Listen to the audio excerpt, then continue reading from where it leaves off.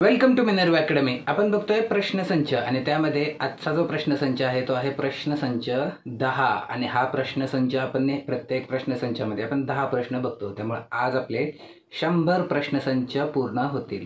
तर तुम्ही चांगला रिस्पॉन्स देत आहात, पण चॅनलला सबस्क्राइब आणि शेअर करून अजून चांगला रिस्पॉन्स द्या आणि आपण पुढचं टार्गेट हे आपण 50 प्रश्नसंच बनवायचं ठेवूया। तर आज मात्र आपले 100 प्रश्न पूर्ण होतील। तर आपण सुरू करूया प्रश्नसंच क्रमांक 10।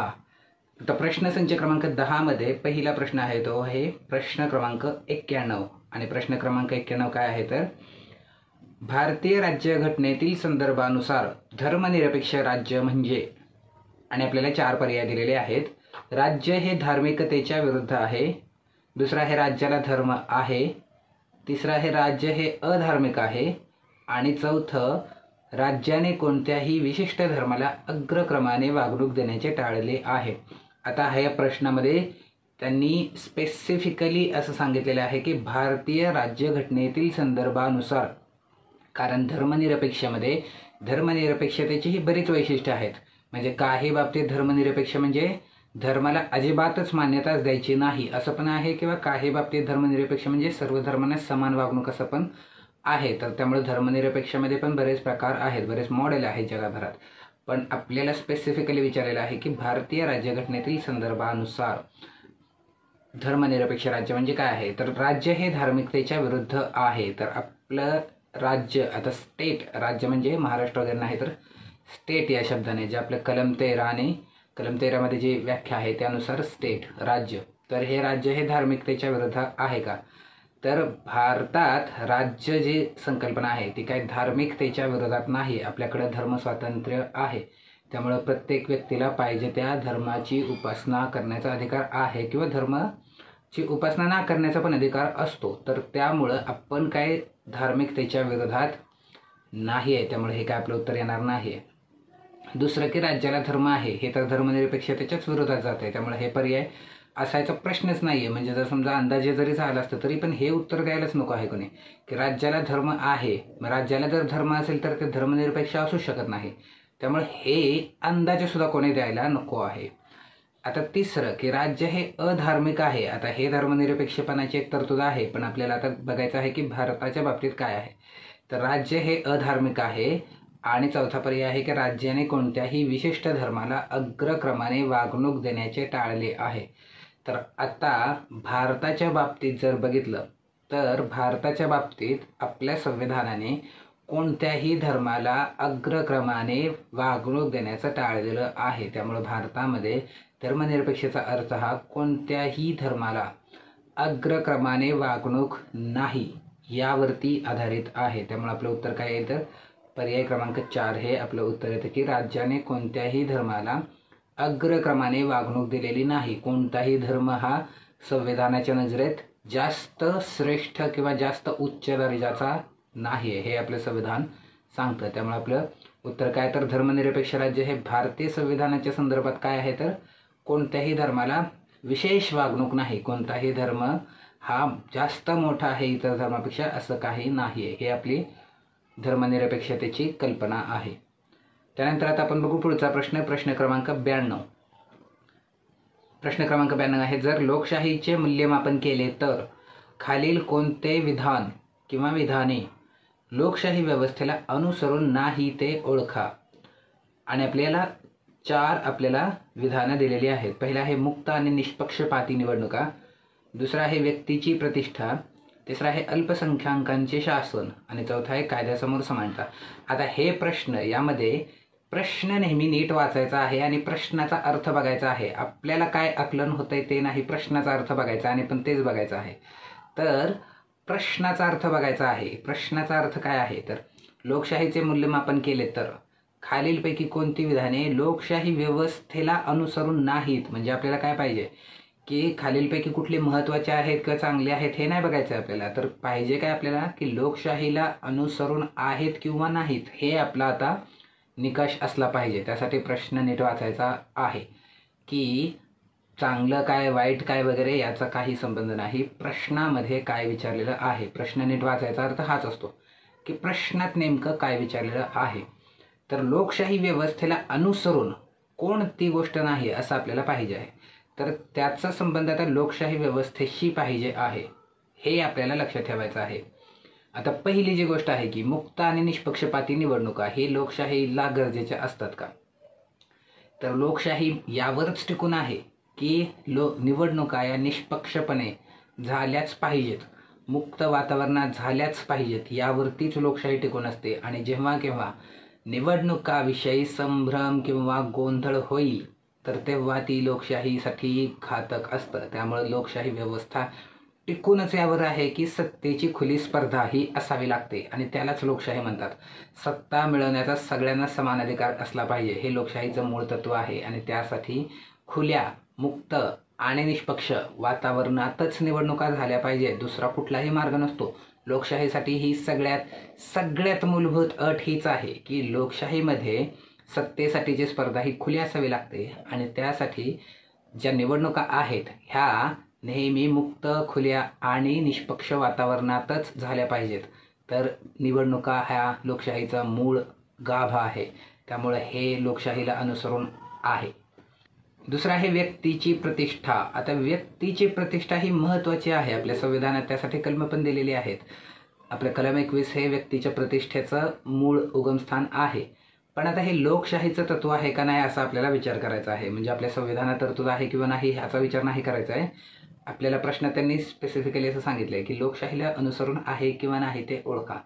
तर आता लोकशाहीला व्यक्तीची प्रतिष्ठा ही लोकशाहीला अनुसरून आहे का? म्हणजे लोकशाहीची अट आहे का की व्यक्तीची प्रतिष्ठा असली पाहिजे? तर ही लोकशाहीची अट नसते. आता नसते कसं काय? म्हणजे व्यक्तीची प्रतिष्ठा गरजेची आहे यात काही वाद नाही. आपल्या संविधानाने तर त्यासाठी तरतुदी केलेल्या आहेत, यामध्ये पण वाद नाही. व्यक्तीची प्रतिष्ठा ही केंद्रस्थानी ठेवलेली आहे, त्यासाठी विविध तरतुदी केलेल्या आहेत, यामध्ये कोणताही वाद नाही आहे. पण लोकशाहीच्या ज्या आपल्याला अनुसरण व्यवस्थेत ज्या आहेत त्यामध्ये व्यक्तीची प्रतिष्ठा ही लोकशाहीच्या केंद्रस्थानी येत नाही. लोकशाहीमध्ये सर्वांना समान न्याय हे केंद्रस्थानी येतं. व्यक्तीची प्रतिष्ठा तर मग ती समान प्रकारे प्रतिष्ठा असं पण येतं, तर ती समानताच असते पण. तर त्यामुळं व्यक्तीची प्रतिष्ठा ही लोकशाहीमध्ये केंद्रस्थानी येत नाही. व्यक्तीची प्रतिष्ठा ही महत्त्वाची असते, यामध्ये कोणतंही दुमत नाही. आपल्या संविधानाने त्यासाठी विशेष काळजी पण घेतलेलीच आहे. पण ते लोकशाहीचं तत्त्व म्हणून येतं का? तर ते लोकशाहीचं तत्त्व म्हणून येत नाही. त्यामुळे व्यक्तीची प्रतिष्ठा महत्त्वाची असते. पण इथं लोकशाही व्यवस्थेला अनुसरून आहे का? ते तर नाही, ती गरजेची असते. लोकशाही नसेल तरी ती गरजेचीच असते. त्यानंतर आता तिसरं आहे अल्पसंख्याकांचे शासन. तर अल्पसंख्याकांचे शासन हे लोकशाहीचा यावरती विशेष काही महत्त्व नाही. अल्पसंख्याकांचं शासन, उलट लोकशाही ही बहुसंख्यावरती असते. म्हणजे लोकशाहीमध्ये संख्या जास्त असण्याला जरा थोडंसं जास्त महत्त्वाचं असतं. आपल्याकडं सरकार बनतं तर ते कोणाचं बनतं? ज्यांचे बहुसंख्य निवडून आलेले असतील ते. कायदा बनतो, कायदा कधी बनतो? जर बहुसंख्य सदस्यांनी मान्य केलं तर. त्यामुळं कोणत्याही लोकशाहीमध्ये बहुसंख्य असणं उलट जास्त गरजेचं असतं. शासन व्यवस्था ही नेहमी बहुसंख्यातूनच बनते. म्हणजे ज्या पक्षाचे, आता भारताच्या बाबतीत कसं झाले, ज्या पक्षाचे बहुसंख्य सदस्य निवडून येतील त्या पक्षाचं सरकार. पण आता हे भारतातच आहे का? नाही, सगळीकडेच आहे. त्यामुळे लोकशाहीमध्ये उलट बहुसंख्याकांचं जास्त महत्त्व असतं. बहुसंख्य असणं जास्त महत्त्वाचं असतं लोकशाहीमध्ये. अल्पसंख्याकांचं शासन हे उलट तर त्याच्या उलट होतं. म्हणजे लोकशाहीमध्ये जर समजा काही लोकशाहीमध्ये गरज पडते मग अल्पसंख्याकांसाठी विशेष संरक्षण करायची. मग चांगली लोकशाही कुठली असते? तर ती असते ज्यामध्ये अल्पसंख्याकांसाठी जरा थोडेसे जास्त अधिकार दिले असतील. कारण बहुसंख्यामध्ये अल्पसंख्याक नेहमी दुर्लक्ष व्हायची शक्यता असतेच. पण अल्पसंख्याकांचे शासन हे तर लोकशाही व्यवस्थेला धरून अजिबात नाही आहे. आणि आता चौथा पर्याय आहे की कायद्यासमोर समानता. तर कायद्यासमोर समानता ही लोकशाहीमध्ये अत्यंत महत्त्वाची असते. जर कायद्यासमोर समानता नसेल, म्हणजे आता समजा राजेशाही व्यवस्था होती, राजेशाही व्यवस्था ही लोकशाहीच्या विरोध आहे. का विरोध आहे? तर तिथं समानता नाही आहे. म्हणजे जर समजा राजा किंवा राजाच्या कुठल्या खास लोकांनी, दरबारी लोकांनी जर काही गुन्हे केले तर त्यांना शिक्षा होणार नाही आहे. मग हे काय झालं? तर हे समानता नाही झाली. तर हे असतं की लोकशाहीचं समानता हे मुख्य तत्व असतं. कायद्यासमोर समान आहेत सर्व व्यक्ती, हे पण लोकशाहीचं मुख्य तत्व आहे. त्यामुळे हे लोकशाही व्यवस्थेला अनुसरून आहे. त्यामुळे आता आपले उत्तर काय येईल? तर मूल्यमापन केले तर कोणत्या या आपली विधाने लोकशाही व्यवस्थेला अनुसरून आहे? तर आपल्याला अ सापडलेले आहे आणि आपल्याला ड सापडलेलं आहे, तर आपलं उत्तर काय येईल? पर्याय क्रमांक 4 येईल. आता इथं बऱ्याच वेळा असं पण होऊ शकतं की आता समजा हे परीक्षेत प्रश्न वाचताना कोणाला वाटलं असतं की व्यक्तीची प्रतिष्ठा महत्त्वाची आहे की, पण आता जर समजा आपण पर्याय बघितले तर आता पर्यायामध्ये ब पर्याय असलेला ब आणि क आहे आणि क तर येणारच नाही, किंवा समजा आता अ आलेला आहे आपल्याला हे माहीत आहे, त्याच्यानंतर ड पण महत्त्वाचं आहे. मग अ आणि समजा आता कोणाला ब जरी आहे असं वाटलं असतं तर अ ब आणि ड असा पर्याय नाही आहे, त्यामुळे आता पर्यायावरून जरी गेलं तरी हे उत्तर निघतं. तर त्यासाठी जरा थोडीशी सवय ही पण लावायची आहे की पर्याय जरा थोडेसे वाचायचे आहेत व्यवस्थित. आणि जेव्हा समजा काही प्रश्नांच्या बाबतीत असं होतं की पर्यायांमध्ये आपल्याला थेट उत्तर ब्लॅक आणि व्हाईट असं मिळण्यापेक्षा, म्हणजे हे किंवा हे असं मिळण्यापेक्षा काही वेळा पर्यायांचीच तुलना करावी लागते, तर तेव्हा ती करायची पण आहे. मग काही प्रश्न असे आहेत जे जरा थोडेसे तुलना करून बघायचे असतात. म्हणजे आता इथं व्यक्तीची प्रतिष्ठा येऊ शकतं का, की कार्यासमोर समानता येईल, पर्यायावरून आपल्याला कळते. तर अ आल्यानंतर ब येणार नाही हे आपल्याला पर्यायावरून कळलेलं आहे. आणि ड येईल का, फक्त एवढाच प्रश्न आहे. म्हणजे फक्त अ उत्तर असू शकते किंवा अ आणि ड उत्तर असू शकते. तर मग आपल्याला ड आता महत्त्वाचं झालं. तर हे असं पण बघता येतं, पर्यायांची पण तुलना करणं हे पण जरा थोडंसं गरजेचं असतं. आणि अजून एक गोष्ट असते ज्याला आपण इंटेलिजंट गेस असं म्हणतो. जर समजा आपल्याला एक्झॅक्ट उत्तर माहीत असेल तर प्रश्नच नसतो, पण जर समजा उत्तराविषयी जरा थोडीशी मिळती जुळती माहिती आहे तर मग आपल्याला त्याचा वापर करून इंटेलिजंट गेस करायचा असतो. गेस करायचा आहे, अंदाजे उत्तर द्यायचं आहे, पण ते अंदाजे उगाच 4 पैकी 1 काहीतरी निवडा असं नाही करायचं. तर ते गेस करायचा आहे पण तो इंटेलिजंट असला पाहिजे. तर त्यासाठी पण हे गरजेचं असतं की पर्यायाचं जरा तुलना करून बघायची आहे. तर आता हे झालं प्रश्न क्रमांक 92. आता बघू पुढचा प्रश्न, प्रश्न क्रमांक 93. प्रश्न क्रमांक 93 काय आहे? तर भारतीय संघराज्यात संघराज्य व्यवस्थेची खालीलपैकी कोणती मूलतत्वे दिसून येतात? आणि आपल्याला 6 गोष्टी दिलेल्या आहेत. आता तर पहिलं बघू की दुहेरी शासन व्यवस्था, दुसरा आहे अधिकारांचे वाटप, तिसरा आहे एकेरी नागरिकत्व, चौथा आहे द्विगृही कायदेमंडळ, पाचवा आहे स्वतंत्र न्यायमंडळ आणि 6वा आहे आणीबाणीविषयक तरतुदी. आता इथं लोकशाहीची मूलतत्वे असं विचारले आहे का, तर नाही. इथं विचारले आहे संघराज्य व्यवस्थेची, आणि ती पण भारतीय संघराज्यात विचारलेलं आहे. म्हणजे आपल्याला काय विचारले आहे? भारतीय संघराज्यात संघराज्य व्यवस्थेची वैशिष्ट्ये हे विचारलेलं आहे. तर नेहमी हे पण बघायचं आहे की विचारलं काय आहे. म्हणजे समजा एखादं वैशिष्ट्य आहे की जे संघराज्याचं वैशिष्ट्य आहे, पण जर ते भारतीय आपल्या संविधानात जर नसेल तर ते आता पर्यायात घ्यायचं नाही. म्हणजे पर्यायामध्ये प्रश्नामध्ये विचारलं आहे, काय विचारलेलं आहे? भारतीय संघराज्यात विचारलेलं आहे. आणि भारतीय संघराज्यात काय पाहिजे आहे? संघराज्य व्यवस्थेची मूलतत्व पाहिजे आहेत. म्हणजे फक्त संघराज्य व्यवस्थेची मूलतत्व हे जर विचारलं असतं तर कदाचित उत्तर वेगळं आलं असतं. इथं प्रश्न विचारताना भारतीय संघराज्यात विचारलेला आहे, तर हेच करायचं आहे. प्रश्न वाचताना जरा थोडंसं व्यवस्थित वाचायचं आहे, घाई वगैरे करायची नाही आहे. घाई प्रश्न वाचल्याने काहीही साध्य होणार नाही. तर प्रश्न काय आहे की भारतीय संघराज्यात संघराज्य व्यवस्थेची मूलतत्व कोणती मूलतत्व आहे जे दिसून येतात? तर आता आपण बघू की पहिलं आहे दुहेरी शासन व्यवस्था. तर आपल्याकडं दुहेरी शासन व्यवस्था आहे का? तर आहे आपल्याकडं. केंद्राकडं आणि राज्याकडं अशी दुहेरी शासन आहेत आपले. म्हणजे आपल्याला राज्यावरती पण सरकार आहे आणि केंद्रामध्ये पण सरकार आहे. म्हणजे हे काय झाले? हे दुहेरी शासन व्यवस्था झाली, जे संघराज्याचं वैशिष्ट्य आहे आणि भारताच्या बाबतीत ते आहे, त्यामुळे हे आपलं बरोबर आहे. दुसरा आता अधिकारांचे वाटप. तर संघराज्यामध्ये अधिकारांचं वाटप हे नेहमी गरजेचं असतं आणि त्यामध्ये राज्याचे अधिकार आणि केंद्राचे अधिकार यामध्ये वाटप झालेलं असणं गरजेचं असतं. तर ते वाटप झालेलं आहे का? तर भारताच्या बाबतीत झालेलं आहे. आणि हे कशाच्या जोरावर म्हणतो आपण? तर आपल्याकडे आहेत सूची. सूचीमध्ये राज्यसूची, केंद्रसूची आणि समवर्ती सूची यामध्ये विषयांची नावं दिलेली आहेत की कोणत्या विषयांवरती फक्त राज्य कायदा करू शकतं, कोणत्या विषयावरती फक्त केंद्र कायदा करू शकतं आणि कोणत्या विषयावरती केंद्र आणि राज्य दोन्ही करू शकतात. ह्याचं वाटप आपल्याकडे दिलेलं आहे आणि त्यामुळेच आपण असं म्हणतो की अधिकाराचं वाटप झालेलं आहे. त्यामुळे हे पण आपलं वैशिष्ट्य आहे. त्यानंतर तिसरी गोष्ट काय आहे? तर एकेरी नागरिकत्व. आता हे एकेरी नागरिकत्व संघराज्याच्या बाबतीत काय असतं? तर अमेरिकेमध्ये आता याचं तुलना जर केली तर अमेरिकेकडं राज्यांचं वेगळं नागरिकत्व आहे. भारतात मात्र असं राज्याचं वेगळं नागरिकत्व वगैरे असं काय नाही आहे. आपल्याकडे संघराज्याच्या बाबतीत एकेरी नागरिकत्व म्हणजे आपण भारतीय नागरिक आहोत आणि इथे ते संपतं. नागरिक मग आपण महाराष्ट्राचे नागरिक आहे का? तर नाही. आपण नागरिक हे भारताचे आहोत. आपलं असं संविधान स्पष्टपणे म्हणतं की आपण भारताचे नागरिक आहोत.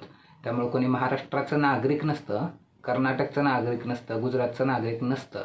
आपण नागरिक कशाचे आहोत तर ते भारताचे आहोत. आपल्याकडे जर नागरिकत्वाचा दाखला वगैरे काढला तर त्याच्यावर भारतीय नागरिकत्व आहे. रहिवासी वगैरे असेल तर ते राज्याचं असतात, पण नागरिकत्व मात्र एकच आहे. म्हणजे नागरिकत्व भाग 1 मध्ये आहे तिथं फक्त भारतीयच आहे. तर हे आपल्याकडे एकेरी नागरिकत्वाची ही पद्धत आहे की एकाच प्रकारचं नागरिकत्व, समान नागरिकत्व, त्यामध्ये हे वेगळे नागरिक ते वेगळे नागरिक असं नाही आपल्याकडे. तर हे आपलं वैशिष्ट्य आहे. चौथी गोष्ट आहे की द्विगृही कायदे मंडळ. आता हे कायदे मंडळ आहेत आपले, हे द्विगृही आहेत का तर 2 गृहांचं कायदे मंडळ. कायदे मंडळ म्हणजे कायदे बनवणारे. तर आपल्याकडे द्विगृही आहे, आपल्याकडे संसद आहे, त्याला 2 गृह आहेत. त्याला आहेत लोकसभा आणि दुसरं राज्यसभा. राज्याच्या बाबतीत पण 2 गृह आहेत, पण सगळ्या राज्यांना नाहीत, पण 2 असतात की विधानसभा असते आणि विधान परिषद असते. पण इथे द्विगृही कायदे मंडळ म्हणजे हे लोकसभा आणि राज्यसभा आहे. आपल्याकडं द्विगृही कायदे मंडळ आहे. आपल्याकडं कायदे मंडळाला 2 गृह आहेत, लोकसभा आहे आणि राज्यसभा आहे. तर हे पण आपलं वैशिष्ट्य आहे. त्याच्यानंतर स्वतंत्र न्यायमंडळ. तर आपल्याकडं जे सत्तेचा विभाजन हा जो सिद्धांत आहे यामध्ये स्वतंत्र न्यायमंडळ आहे. आता स्वतंत्र म्हणजे काय तर त्याच्यावरती आपल्याकडे जे कार्यकारी मंडळ आहे म्हणजे सरकार आहे, त्या सरकारचा प्रभाव पडला नाही पाहिजे अशी व्यवस्था आपली संविधानाने दिलेली आहे. तर संविधानाने व्यवस्था देणं हे जास्त महत्त्वाचं असतं. ते आपल्यासाठी महत्त्वाचं असतं. जरी समजा काही बाबतीत प्रभाव पडलेला दिसला तरी आपल्या संविधानाच्या तरतुदीनुसार हा आपलं न्यायमंडळ हे स्वतंत्र आहे. जरी प्रभाव समजा काही बाबतीत दिसला कोणाला किंवा प्रभाव आहे असं वाटलं तरीही संविधानाने तर आपल्या हे केलेलं आहे की न्यायमंडळ आपले स्वतंत्र ठेवलेलं आहे. त्यामुळे न्यायमंडळ स्वतंत्र आहे आपलं. आणि त्याच्यानंतर पुढचं आहे आणीबाणीविषयक तरतुदी.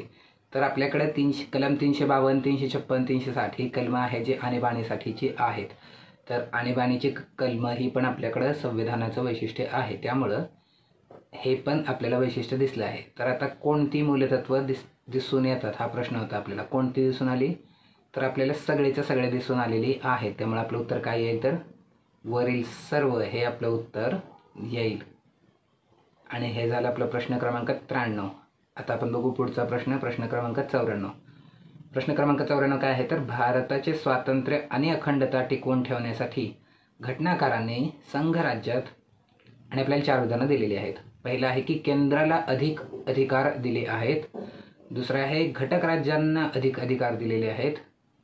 तिसरं आहे की राष्ट्रपतींना अधिक अधिकार दिलेले आहेत. आणि चौथा आहे की मुख्यमंत्र्यांना अधिक अधिकार दिलेले आहेत. आणि आपल्याला काय विचारले वरीलपैकी कोणते विधान किंवा विधाने बरोबर आहेत. फक्त अ, फक्त ब, ब व क, क व ड. आता आपल्याला काय विचारले तर भारताचे स्वातंत्र्य आणि अखंडता टिकवून ठेवण्यासाठी कुठल्या गोष्टी दिलेल्या आहेत. तर आता पर्याय वाचू की केंद्राला अधिक अधिकार दिलेले आहेत. हे बरोबर आहे का तर हे बरोबर आहे. आपल्याकडे केंद्र प्रबळ असं संघराज्य आहे. म्हणजे आपण संघराज्य आहोत पण आपल्याकडे केंद्र हे प्रबळ आहे. त्यामुळे केंद्राला अधिक अधिकार दिलेले आहेत ही पण गोष्ट बरोबर आहे. तर सध्या आपण हे बरोबर आहे असं म्हणू. दुसरं हे की घटक राज्यांना अधिक अधिकार दिलेले आहेत. हे तर चुकीचंच आहे. घटक राज्यांना अधिकचे अधिकार दिलेलेच नाही, त्यामुळे हे तर चुकीचंच आहे. तिसरं हे की राष्ट्रपतींना अधिक अधिकार दिलेले आहेत. आता राष्ट्रपतींना जरी समजा आपण नामधारी प्रमुख असं म्हणतो, कारण राष्ट्रपतींना स्वतःचे अधिकार नसतात. राष्ट्रपतींचे अधिकार हे कोणाकडून असतात तर सरकारचे अधिकार असतात. राष्ट्रपतींना सरकारचा सल्ला बंधनकारक असतो. त्यामुळे राष्ट्रपतींना स्वतःचे अधिकार नाही आहेत. त्यामुळे राष्ट्रपतींना अधिकार दिले आहेत. जरी समजा आपण तरतुदीनुसार जरी गेलं तर राष्ट्रपतींना अधिकार दिलेले नाही, त्यामुळे हे पण चुकीचं येईल. आता त्यानंतर मुख्यमंत्र्यांना अधिक अधिकार दिलेले आहेत. तर मुख्यमंत्र्यांना अधिक अधिकार दिलेले नाही आहेत. केंद्राला जास्त अधिकार आहेत, त्यामुळे हे पण चुकीचं आहे. मुख्यमंत्र्यांना अधिक अधिकार हे राज्याच्या मंत्र्यांपेक्षा जास्त होतील तर किंवा राज्यपालांपेक्षा जास्त होतील, पण केंद्रापेक्षा तर नाही येतच. त्यामुळं आपलं उत्तर काय आहे तर स्वातंत्र्य आणि अखंडता टिकवून ठेवण्यासाठी घटक राज्यांना कमी अधिकार दिलेले आहेत, केंद्राला अधिक अधिकार दिलेले आहेत. त्यामुळे आपलं अ बरोबर आलेलं आहे आणि आपलं उत्तर काय येईल तर फक्त अ. आता ही जी गोष्ट आहे की केंद्राला अधिक अधिकार किंवा राज्याला अधिक अधिकार ह्यावरून संविधान बनताना आपलं मुस्लिम लीग आणि काँग्रेस यांच्यामधला जो मुख्य वाद होता तो या गोष्टीवरून पण होता की प्रबळ कोण असलं पाहिजे. मुस्लिम लीगच्या म्हणण्यानुसार राज्य प्रबळ असणं त्यांना अपेक्षित होतं, मात्र काँग्रेसला केंद्र प्रबळ असणं हे अपेक्षित होतं. आणि आपल्याला केंद्र प्रबळ हेच आपण निवडलेलं आहे, कारण आपल्या अखंडता म्हणजे भारत हा एक देश म्हणून स्वातंत्र्य झालेला आहे. आपण एक देश आहोत, त्यानंतर राज्य बनलेले आहेत. अमेरिकेमध्ये ही गोष्ट उलटी झालेली आहे. त्यांच्याकडे राज्य एकत्र आले आणि त्यांनी देश बनवले. आपल्याकडे नाही, आपण देश म्हणूनच स्वतंत्र झालेलो आहोत. आणि त्यामुळे आपण देश आहोत. आपलं युनिट काय आहे तर देश आहे. त्यामुळं प्रबळ केंद्र दिलेलं आहे. तर याचं कारण देश जरा महत्त्वाचा आहे, राज्य उद्या बदलू शकतात. तर त्यामुळं केंद्राला अधिकार दिलेले आहेत. हे बरोबर आहे आणि हे आपलं उत्तर आलेलं आहे. पर्याय क्रमांक 1 फक्त अ बरोबर आहे. आता हे झालं प्रश्न क्रमांक 94. आता बघू प्रश्न क्रमांक 95. प्रश्न क्रमांक 95 काय आहे तर संघ राज्य सरकारमध्ये, आणि आपल्याला 4 विधानं दिलेली आहेत, त्यापैकी निवडायचं आहे. सर्व अधिकार केंद्र सरकारला आहेत. दुसरं आहे राज्य व केंद्रामध्ये अधिकार विभाजित आहेत. तिसरं सर्व अधिकार राज्याला असतात. आणि चौथं राज्याला अधिकार असतात मात्र केंद्र सरकार मार्गदर्शक असते. आता संघ राज्य सरकारमध्ये काय असतं तर सर्व अधिकार केंद्र सरकारला आहेत. आता इथं हे सर्व जर दिसलं तर जरा थोडंसं बघायचं आहे की सर्व म्हणजे हे ॲब्सोल्यूट्समध्ये झालं की हे टोकाचं झालं. सर्व अधिकार केंद्र सरकारला आहेत तर असं असतं का तर असं नसतं. राज्याला पण अधिकार आहेत आपल्याकडं. त्यामुळं सर्व अधिकार केंद्र सरकारला आहेत हे चुकीचं आहे. संघराज्य आहे आणि केंद्र सरकारला सगळे अधिकार, मग राज्य कशाला बनवलेत. तर त्यामुळं केंद्र सरकारला सर्व अधिकार असं नसतं. दुसरं आहे की संघराज्यामध्ये राज्य व केंद्रामध्ये अधिकार विभाजित आहेत. हे बरोबर आहे का तर अधिकार विभाजित आहेत हे आपण बघितलं. आणि हे आपण कशाच्या जोरावर म्हणतो तर राज्याला स्वतंत्र सरकार आहे, राज्याला स्वतंत्र सूची दिलेली आहे. म्हणजे आपल्याकडे जे सूची बनवलेली आहे की कोणत्या विषयावरती केंद्र कायदे बनवू शकतं आणि कोणत्या विषयावरती राज्य कायदे बनवू शकतं याचं वाटप केलेलं आहे. आणि समोरती सूचीसोबत आहे, पण याचं वाटप झालेलं आहे. त्यामुळं अधिकारांचं वाटप झालेलं आहे. त्यामुळं आपण केंद्र व राज्य यांच्यामध्ये अधिकार विभाजित आहेत असं म्हणतो. फक्त काही विशिष्ट परिस्थितीमध्येच फक्त केंद्र राज्याच्या विषयी कायदे बनवू शकतं, फक्त काही विशिष्ट परिस्थितीतच, नाहीतर हे अधिकाराचं वाटप हे स्पष्ट आहे. त्यामुळे हे बरोबर आहे. आता हे आपलं उत्तर आहे असं वाटते, पण आपण पर्याय क्रमांक 3 बघू की सर्व अधिकार राज्याला आहेत. आता पुन्हा हे ॲब्सोल्यूट्समध्ये झालं, टोकाचं होतं आहे. तर हे नाही, सर्व अधिकार राज्याला आहेत मग केंद्राला काय नाही आहेत का, त्यामुळं हा पण येणार नाही. आता राज्याला अधिकार असतात पण केंद्र सरकार मार्गदर्शक असते. आता हे वाक्य की राज्याला अधिकार आहेत हे ठीक आहे, हे आपल्याला माहीत आहे, पण केंद्र सरकार हे मार्गदर्शक असते. आता ह्या मार्गदर्शकचा अर्थ नेमका काय आहे. आणि मग मार्गदर्शक आहे, मग समजा जर केंद्राने निर्देश दिले आणि नाही मान्य केले तर मग काय होईल, मग निर्देश कुठल्याही बाबतीत देईल का मग. तर हे मग जरा थोडंसं हे होतं की हे अस्पष्ट आहे. पण आपल्याला मग स्पष्ट काय सापडते, स्पष्ट हे सापडते की आपल्याकडे अधिकार विभाजित आहेत. त्यामुळं आता हे 2 आणि 4 समजा कन्फ्यूज जरी झालं तर यातलं कुठलं जास्त योग्य वाटतंय. केंद्र आणि राज्यामध्ये अधिकार विभाजित आहेत कारण सूची वेगळ्या आहेत, यंत्रणा वेगळी आहे, सरकार वेगळे आहेत. तर ते जास्त बरोबर वाटतंय की केंद्र सरकार मार्गदर्शक असेल हे जास्त बरोबर वाटतंय. मार्गदर्शकचा अर्थ पण स्पष्ट नाही आहे आणि केंद्राला मार्गदर्शन करेल असं काही लिहिलेलं नाही आहे. त्यामुळं केंद्र आणि राज्यामध्ये अधिकार विभाजित आहेत हे आपलं उत्तर आहे. मग हे झालं आपलं उत्तर की संघ राज्य सरकारमध्ये राज्य आणि केंद्रामध्ये अधिकार विभाजित आहेत. आता हे झालं प्रश्न क्रमांक 95. आता बघू प्रश्न क्रमांक 96. प्रश्न क्रमांक 96 आहे सामान्यपणे संघ राज्य पद्धतीला कोणत्या पद्धतीचे विधिमंडळ असते. आणि आपले पर्याय काय आहेत, द्विगृही, एकगृही, बहुगृही, यापैकी नाही. आपला प्रश्न काय आहे तर प्रश्न आहे की सामान्यपणे संघ राज्य पद्धतीला कोणत्या पद्धतीचं विधिमंडळ असते. विधिमंडळ म्हणजे कायदे बनवणारे संस्था, म्हणजे आपली संसद असते. तर आता संघ राज्य पद्धतीला सामान्यपणे 2 गृह असतात. तर ते आपल्याकडे पण 2 गृह आहेत. आपल्याकडे संसदेला किती गृह आहेत, 2 गृह आहेत. त्यामुळं संघ राज्य पद्धतीला सामान्यपणे 2 गृह असतात. आणि जे संघ राज्य आहेत त्यांच्याकडे पण सामान्यपणे हे 2च असतात. आपल्याकडं कोणतं आहे, आपल्याकडं आहे लोकसभा आणि राज्यसभा. आता यामध्ये 2 वेगळं वेगळं काम आहे. लोकसभेमध्ये थेट लोक मतदान करतात म्हणून त्याला लोकसभा म्हणतो. सरकार आपलं त्याच्याच बहुमतातल्या द्वारे बनतं, लोकसभेच्याच बहुमतातल्या द्वारे सरकार बनतं.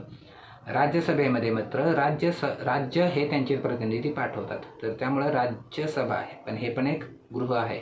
साधारणपणे संघराज्य पद्धतीमध्ये 2 गृह असतात. आपल्याकडं पण 2 आहेत. त्यानंतर पुढचा प्रश्न आपण बघू. प्रश्न क्रमांक 97. प्रश्न क्रमांक 97 आहे, कोणत्या तत्वातून न्यायसंस्थेचा प्रशासकीय कृतीवरील नियंत्रणाचा उगम होतो? आणि आपले पर्याय काय आहे तर न्यायालयीन पुनर्विलोकन, दुसरा आहे कायद्याचे राज्य, तिसरा आहे प्रदत्त विधिनियम आणि चौथा आहे सत्ता विभाजन. आता आपल्याला प्रश्न काय विचारलाय तर कोणत्या तत्वातून न्यायव्यवस्थेचा प्रशासकीय कृतीवरील म्हणजे प्रशासनावरती नियंत्रण, न्यायव्यवस्थेचं जे प्रशासनावरती नियंत्रण आहे ते कशामुळं होतं हा आपला प्रश्न आहे. आता न्यायालयीन पुनर्विलोकन कशाचं काय असतं आणि ते काय असतं हे जर कळलं तर आपल्याला ते कशाचं नियंत्रण करतं हे कळेल. जेव्हा केव्हा विधिमंडळ म्हणजे आपले संसद किंवा समजा राज्याचं विधिमंडळ कायदे बनवतं तर ते कायदे आपले संविधानाच्या तरतुदीनुसार आहेत की नाहीत हे बघण्याचा अधिकार न्यायालयांना आहे. भारतात ते काय होतं, मूलभूत अधिकाराच्या विरोधात जाणारे आहे किंवा नाही हे पाहिलं जातं आणि त्यामुळं ते जर असतील आपले मूलभूत अधिकाराच्या विरोधात जाणारे असतील तर ते कायदे रद्द होतं. पण हे नियंत्रण कोणावर होतंय तर हे नियंत्रण होते हे कायदे मंडळावर होतं किंवा संसदेवर होतं. तर हे संसदेवरच्या नियंत्रणाचं उगम आहे. आपल्याला प्रश्न जो आहे तो प्रशासकीय आहे, कायदे मंडळाचा नाही, प्रशासनाचा आहे. त्यामुळं न्यायालयीन पुनर्विलोकन हे कायदे मंडळावरील कृतीचं नियंत्रण आहे, प्रशासनाच्या नाही. त्यामुळे हे यात उत्तर येणार नाही. आता दुसरं आपलं काय येईल, कायद्याचे राज्य. कायद्याचे राज्य म्हणजे कायदा हाच सर्वोच्च आहे, कोणती व्यक्ती नाही, कोणती संस्था नाही, कोणता धर्म नाही, कायदा. तर आता कायद्याचे राज्य आहे म्हणजे काय होतं तर जर समजा कायद्याचं पालन केलं गेलं नाही तर त्यावरती ॲक्शन घेतली जाते, ज्याला कृती घेतली जाते आपण म्हणतो. मग ही कृती कोण घेणार आहे तर हे न्यायालय घेणार आहे. कोणाविरुद्ध होणार आहे तर जे कोणी त्यासाठी जबाबदार असतील त्यांच्यावरती घेणार आहे. म्हणजे कायदा जर फॉलो झाला नाही, कायदा जर पाळला गेला नाही तर तेव्हा न्यायालय त्यामध्ये हस्तक्षेप करतात. याचा अर्थ हस्तक्षेप कोणावर केला जाईल तर जे जबाबदार आहेत. म्हणजे जबाबदार कोण असतं, प्रशासन असतं. त्यामुळं कायद्याचे राज्य हे आहे जे प्रशासकीय कृतीवर न्यायालयाला नियंत्रण मिळवून देतात. आता त्यानंतर प्रदत्त विधिनियम म्हणजे कायद्याचं असतं. आता कायद्यामध्ये हे लिहिलेलं असेल किंवा नसेल पण कायद्याचे राज्य हे लिहिलेलं असतं. कायद्याचे राज्यामुळं न्यायालयांना हस्तक्षेप करता येतो किंवा तो करावा लागतो. का करावा लागतो तर कायद्याचे राज्य हे पालन केलं जात नसेल तर तेव्हा न्यायालय ॲक्शन घेतात. आणि चौथा आहे सत्ता विभाजन. आता हे सत्ता विभाजन आहे तर सत्ता विभाजन आपल्याकडे साधारण 3 गोष्टींमध्ये मानलं जातं. सत्ता विभाजनामध्ये आपली न्यायव्यवस्था, कार्यकारी मंडळ आणि कायदे मंडळ हे आपले वेगळे वेगळे करणं हे आपलं सत्ता विभाजनाचा सिद्धांत सांगतो. तर त्यामध्ये न्यायालयाचा प्रशासनावरचा नियंत्रणाचा काही संबंध नाही. सत्ता विभाजन हे एकमेकांना स्वातंत्र्य देतो. म्हणजे हे न्यायमंडळाला कार्यकारी मंडळ किंवा कायदे मंडळापासून स्वातंत्र्य देतं, कायदे मंडळाला कार्यकारी आणि न्यायमंडळापासून, आणि कायदे मंडळाला कार्यकारी आणि न्यायव्यवस्थेपासून, असं सगळ्यांना एकमेकांपासून संरक्षण देण्यासाठी हे सत्ता विभाजन आहे. त्यामुळं न्यायसंस्थेच्या प्रशासकीय कृतीचा उगम हे कायद्याचे राज्यामधून होतो. तर हे झालं आपलं उत्तर, पर्याय क्रमांक 2. आता याच्यानंतर आपण बघू पुढचा प्रश्न, प्रश्न क्रमांक 99. प्रश्न क्रमांक 99 काय आहे? प्रश्न क्रमांक 99 आहे, भारतीय संघराज्यात संघराज्य प्रणालीची कोणती वैशिष्ट्ये आढळून येतात? आणि आपल्याला पर्याय काय दिले आहेत? सत्ता विभाजन, दुहेरी नागरिकत्व, स्वतंत्र न्यायव्यवस्था आणि द्विगृही कायदे मंडळ. तर आपल्याला विचारले की भारतीय संघराज्यात संघराज्य प्रणालीची कोणती वैशिष्ट्ये आढळून येतात. आता इथं संघराज्य प्रणालीची अशी वैशिष्ट्ये पाहिजे आहे जी भारतीय संघराज्यात आढळून येतात. म्हणजे आता इथं असं पण होऊ शकतं की एखादं संघराज्य प्रणालीचं वैशिष्ट्य असतं पण ते भारतामध्ये नाही तर ते आपल्या पर्यायामध्ये घ्यायचं नाही. अशा प्रकारे पर्यायाचा विचार करायचा असतो आणि प्रश्नाचा असा विचार करायचा. तर आता भारतीय संघराज्यात संघराज्य प्रणालीची कोणती वैशिष्ट्ये आढळून येतात म्हणजे एकतर पहिले तर ते संघराज्य प्रणालीची वैशिष्ट्ये असली पाहिजेत आणि ती भारतीय संघराज्यात पण असली पाहिजेत. तर आता आपण बघू की पहिलं काय आहे सत्ता विभाजन. आता सत्ता विभाजन सिद्धांत हा संघराज्य प्रणालीसाठी अत्यंत आवश्यक असतो. त्यामध्ये आता सत्ता विभाजन हे संघराज्याच्या बाबतीत केंद्र आणि राज्य यांच्या बाबतीत ते होतं. सत्ता विभाजनाचा सिद्धांत अजून पण मोठा आहे, पण केंद्र राज्य संबंधामध्ये संघराज्य प्रणालीची सत्ता विभाजन हे केंद्र आणि राज्य यांच्यात अधिकाराचं वाटप यावरून पण ठरतो. तर ते आपल्याकडं आहे का? तर सत्ता विभाजनाचं आपल्याकडं तरतूद आहे आणि ते आपण कशाच्या जोरावर म्हणतो? तर ते आपण म्हणतो सूचींच्या जोरावर. संघ सूची, राज्य सूची आणि समवर्ती सूची यामध्ये कोणत्या विषयावरती फक्त केंद्र कायदा करू शकतं, कोणत्या विषयावरती फक्त राज्य कायदा करू शकतं आणि कोणत्या विषयांवरती दोन्ही कायदे करू शकतात, म्हणजे केंद्र आणि राज्य. तर याची सूची आपल्याला संविधानाने दिलेली आहे. त्यामुळं आपल्याकडं सत्ता विभाजन हे आपले वैशिष्ट्य आहे. त्यामुळं आहे आपलं. दुसरं आता दुहेरी नागरिकत्व. तर आपल्याकडं एकेरी नागरिकत्वाचीच पद्धत आहे. आता हे दुहेरी नागरिकत्व म्हणजे केंद्राला वेगळं नागरिकत्व देशाचं आणि राज्याचं वेगळं नागरिकत्व अशी तरतूद आहे. काही देशांमध्ये ती आहे, अमेरिकेमध्ये आहे. आपल्याकडं मात्र नागरिकत्वाची एकच पद्धत आहे की आपण भारतीय नागरिक आहोत. त्यानंतर आपलं नागरिकत्व हे अजून कुठल्या प्रकारात विभागलं जात नाही. नागरिक म्हणजे नागरिक. त्यामुळं आपण नागरिक आहोत. त्यामुळं आपल्याकडे ही दुहेरी नागरिकत्व म्हणजे राज्याचं वेगळं नागरिकत्व किंवा वेगळ्या प्रकारचं नागरिकत्व असं काय आपल्याकडं नाही आहे. त्यामुळं हे दुहेरी नागरिकत्व हे काय आपलं वैशिष्ट्य नाही आहे. त्यानंतर आता तिसरं काय आहे तर स्वतंत्र न्यायव्यवस्था. तर आता स्वतंत्र न्यायव्यवस्थेचं असणं हे पण आपल्याकडं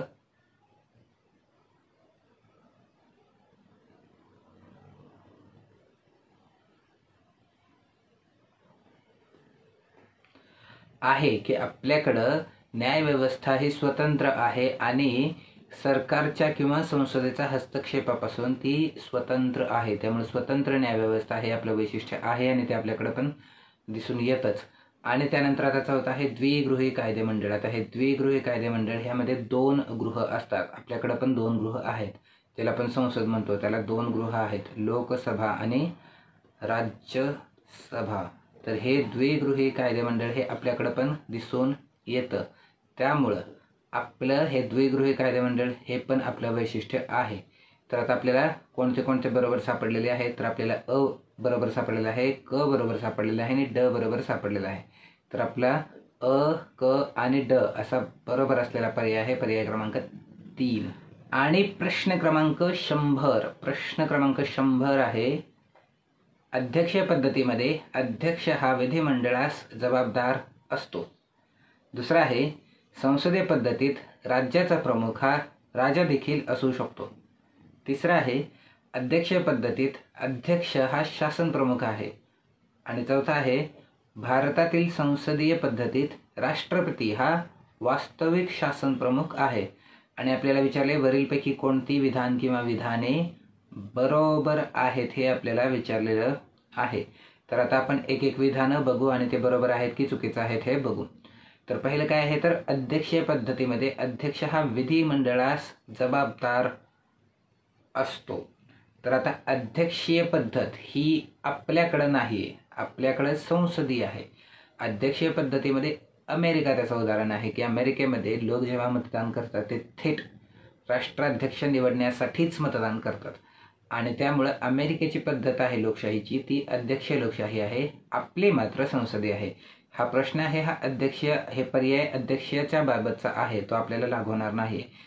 आता अध्यक्षीय पद्धतीमध्ये अध्यक्ष हा विधिमंडळास जबाबदार असतो का? तर आपल्याला हे माहिती आहे की भारतामध्ये आपला पंतप्रधान असतो जो शासन प्रमुख असतो तो आपल्या विधिमंडळास जबाबदार असतो.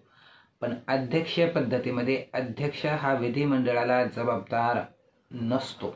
त्यामुळं अध्यक्ष हा विधिमंडळाला जबाबदार नाही आहे. तर हे नाही आहे. मात्र आपल्याकडे संसदीय लोकशाही आहे त्यामुळं आपल्याकडे जे प्रधानमंत्री असतात ते मात्र संसदेला जबाबदार असतात. आता दुसरं काय आहे तर संसदीय पद्धतीत राज्याचा प्रमुख हा राजा देखील असू शकतो. आता इथं शब्द काय राज्याचा प्रमुख. आता 2 प्रमुख आहे, 2 प्रमुख आपल्याला हे जरा थोडंसं लक्षात ठेवूया. एक असतं हेड ऑफ स्टेट आणि असतं दुसरं हेड ऑफ गव्हर्नमेंट. तर आता हे हेड ऑफ स्टेट जे आहे ते आहे राज्याचा प्रमुख. आणि हेड ऑफ गव्हर्नमेंट आहे तो आहे शासन प्रमुख. आता हे दोन प्रमुख वेगळे आहेत. हेड ऑफ गव्हर्नमेंट आहे शासन प्रमुख, हेड ऑफ स्टेट आहे राज्याचा प्रमुख, राज्याचे प्रमुख असं म्हणावं. तर हेड ऑफ स्टेट राज्याचे प्रमुख आणि हेड ऑफ गव्हर्नमेंट शासन प्रमुख. आता आपलं जे पर्याय क्रमांक ब आहे आपलं, त्यामध्ये सरळ सरळ इथं काय म्हटलेलं आहे, राज्याचा प्रमुख, हेड ऑफ स्टेट म्हटले. तर हेड ऑफ स्टेट हे वेगळे असतात आणि हेड ऑफ गव्हर्नमेंट हे वेगळे असतात संसदीय लोकशाहीमध्ये. आपल्याकडं हेड ऑफ स्टेट आहेत आपले प्रेसिडेंट असतात, आपले राष्ट्रपती हे हेड ऑफ स्टेट आहेत. हेड ऑफ गव्हर्नमेंट आपल्याकडं पंतप्रधान आहेत. आता हे सगळीकडेच असं असतं का, तर अमेरिकेमध्ये हे हेड ऑफ स्टेट आणि हेड ऑफ गव्हर्नमेंट हे एकच आहेत आणि ते प्रेसिडेंट आहेत. त्यांचे राष्ट्राध्यक्षाचे हेड ऑफ स्टेट पण आहेत आणि हेड ऑफ गव्हर्नमेंट पण आहेत. आता हेड ऑफ स्टेटकडं अधिकार नसतात, अधिकार नेहमी हेड ऑफ गव्हर्नमेंटकडे असतात. भारताच्या बाबतीत अधिकार कोणाकडे आहेत, पंतप्रधानांकडे, म्हणून ते हेड ऑफ गव्हर्नमेंट आहेत. सरकारचे प्रमुख ते आहेत, राष्ट्राचे प्रमुख हे राष्ट्रपती आहेत. आता संसदीय लोक पद्धतीमध्ये राज्याचा प्रमुख हा राजा देखील असू शकतो. तर हे बरोबर आहे की संसदेमध्ये हे संसदीय लोकशाही जरी असेल तरी त्याचा प्रमुख हे राजा किंवा राणी असू शकतात. आणि त्याचं उदाहरण आहे आपल्याकडं, त्याचं उदाहरण आहे युनायटेड किंगडम. तर युनायटेड किंगडमला जे प्रमुख आहेत राज्याचे प्रमुख ते सध्या राजा आहेत, याच्या आधी राणी होती. तर ते प्रमुख आहेत राज्याचे, त्यांच्याकडे अधिकार नाही आहेत, अधिकार हे सरकारकडे आहेत. पण राज्याचे प्रमुख म्हणून जे पद आहे तर ते मात्र त्यांच्याकडं आहे आणि ते राजा आहेत. त्यामुळे राज्याचा प्रमुख हे पद असू शकतं, अधिकार असतील असं नाही, पण राज्याचा प्रमुख हे वेगळं असू शकतं. संसदीय पद्धतीमध्ये राज्याच्या प्रमुखाकडे अधिकार नसतात. संसदीय पद्धतीमध्ये अधिकार हे संसदेकडे असतात आणि संसदेमध्ये सरकारचा प्रमुख शासन प्रमुखाकडे ते असतात. तर त्यामुळं संसदीय पद्धतीमध्ये राजा हा प्रमुख असू शकतो किंवा राणी पण प्रमुख असू शकते आणि त्याचं उदाहरण आहे युनायटेड किंगडम. त्यामुळे हे पण विधान बरोबर आहे. हेड ऑफ स्टेट आणि हेड ऑफ गव्हर्नमेंट या दोन वेगळ्या गोष्टी आहेत. आता अमेरिकेमध्ये ते एकच आहे, हेड ऑफ स्टेटच हेड ऑफ गव्हर्नमेंट आहे. भारतामध्ये हेड ऑफ स्टेट आहे राष्ट्रपती, हेड ऑफ गव्हर्नमेंट आहे पंतप्रधान. UK कसं आहे युनायटेड किंगडममध्ये, तर हेड ऑफ स्टेट तिथले हे किंग किंवा क्वीन आहेत आणि हेड ऑफ गव्हर्नमेंट हे प्राईम मिनिस्टर आहेत. तर राज्याचा प्रमुख मात्र राजा असू शकतो. त्यानंतर आहे तिसरा पर्याय काय आहे, तर अध्यक्ष पद्धतीमध्ये अध्यक्ष हा शासन प्रमुख आहे. शासन प्रमुख म्हणजे सरकारचे प्रमुख. सत्ता ॲक्च्युली कोणाच्या हातात असते ते म्हणजे शासन प्रमुख. तर अध्यक्ष पद्धतीमध्ये सत्ता ही अध्यक्षांच्याच हातात असते आणि त्यामुळे अध्यक्ष हे शासन प्रमुखच असतात. अमेरिकेचे जे प्रेसिडेंट आहेत ते अमेरिकेचे शासन प्रमुख आहेत, तर त्यामुळे सत्ता त्यांच्या हातात आहे. तर अध्यक्ष पद्धतीमध्ये अध्यक्ष हेच शासन प्रमुख असतात, हे पण बरोबर आहे. आणि आता चौथा आहे, भारतातील संसदीय पद्धतीत राष्ट्रपती हा वास्तविक शासन प्रमुख आहे. आता भारताची जी संसदीय पद्धती आहे त्यामध्ये राष्ट्रपती हे शासन प्रमुख हे आहेत, हे वास्तविक नाही, हे नामधारी आहे आणि त्यातून ते शासन प्रमुख पण आहेत, पण ते नामधारी आहेत. मंत्रिमंडळाचा सल्ला हा राष्ट्रपतींवरती बंधनकारक आहे. त्यामुळं राष्ट्रपतींना स्वतःचे अधिकार नाही आहेत. अधिकार कोणाकडे आहेत, तर अधिकार हे सरकारकडे आहेत. त्यामुळं राष्ट्रपती हे प्रमुख आहेत, ते फक्त नामधारी प्रमुख आहेत, त्यांना अधिकार नसतात, अधिकार हे सरकारकडेच असतात.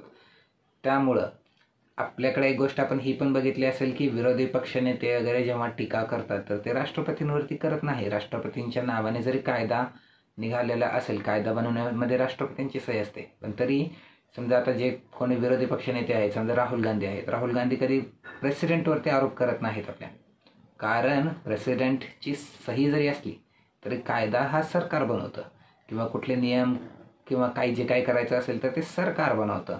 त्यामुळं विरोधी पक्षनेते पण कधी राष्ट्रपतींवरती टीका करत नाहीत, कारण राष्ट्रपतींकडे अधिकार नाहीत, अधिकार हे सरकारकडे असतात. त्यामुळं वास्तविक प्रमुख कोण आहे, तर पंतप्रधान आहे. राष्ट्रपती हे फक्त नामधारी प्रमुख असतात. तर त्यामुळं हे विधान जे आहे की राष्ट्रपती हे वास्तविक शासन प्रमुख आहे, तर वास्तविक आहे का, तर नाही, नामधारी आहे. त्यामुळे हे विधान पण चुकीचं आहे.